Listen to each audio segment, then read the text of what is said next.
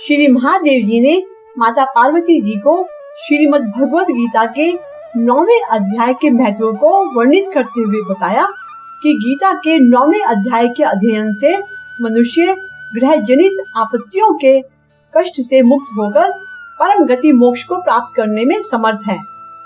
एक कथा सुनाते हुए महादेव जी ने कहा कि हे पार्वती, अब मैं आदर पूर्वक 9वें अध्याय के महात्म्य का वर्णन करूंगा, जिसे तुम स्थिर होकर सुनो। नर्मदा नदी के तट पर माहिष्मती नाम की नगरी में माधव नाम के एक ब्राह्मण रहते थे। वे वेद वेदांगों के तत्वज्ञ और समय समय पर आने वाले अतिथियों के प्रेमी थे।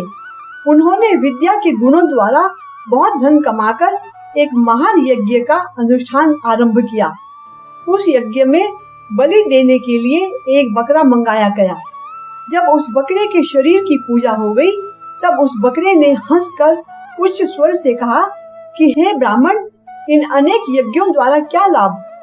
इनका फल तो नष्ट हो जाने वाला है तथा ये जन्म, जरा और मृत्यु के भी कारण है। इन सबको करने पर भी मेरी जो वर्तमान दशा है, इसे देखो।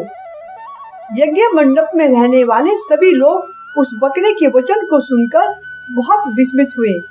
तब उस यजमान ब्राह्मण ने हाथ जोड़कर अपलक नेत्रों से देखते हुए बकरे को प्रणाम करके आदर के साथ पूछा कि किस कर्म से आपको बकरे की योनि प्राप्त हुई? आप किस जाति के थे? आपका स्वभाव और आचरण कैसा था? यह सब मुझे बताइए। बकरे ने कहा कि हे ब्राह्मण, मैं अपने पूर्व जन्म में ब्राह्मणों के अत्यंत निर्मल कुल में उत्पन्न हुआ था। समस्त यज्ञों का अनुष्ठान करने वाला मैं वेद विद्या में प्रवीण था। एक दिन मेरी पत्नी ने अपने बालक के रोग की शांति के लिए भगवती दुर्गा की भक्ति से विनम्र होकर बलि देने के निमित्त मुझसे एक बकरा मांगा।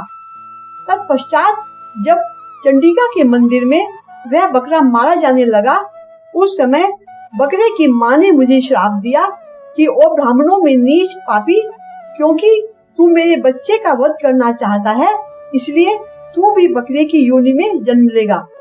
हे द्विजश्रेष्ठ, तब कालवश मृत्यु को प्राप्त कर मैं बकरे की योनि में पैदा हुआ। यद्यपि मैं पशु की योनि में पड़ा हूँ, तो भी मुझे अपने पूर्व जन्मों का स्मरण बना हुआ है। हे ब्राह्मण, यदि आपको सुनने की उत्कंठा हो तो मैं एक और भी आश्चर्य की बात बताता हूँ।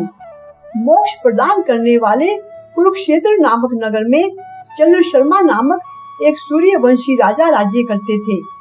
एक समय जब सूर्य ग्रहण लगा था, तब राजा ने बड़ी श्रद्धा के साथ काल पुरुष का दान करने की तैयारी की। उन्होंने वेद वेदांगों के तत्वज्ञ एक विद्वान ब्राह्मण को बुलवाया और पुरोहित के साथ वे तीर्थ के पावन जल में स्नान करने को चले और 2 वस्त्र धारण किए।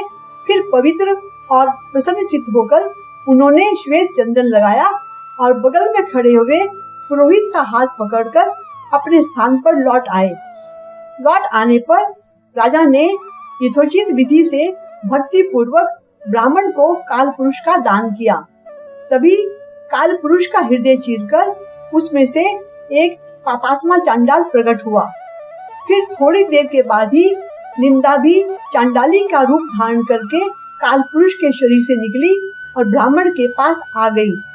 तदनंतर आंखें लाल किए चांडालों की वह जोड़ी ब्राह्मण के शरीर में हठात प्रवेश करने लगी।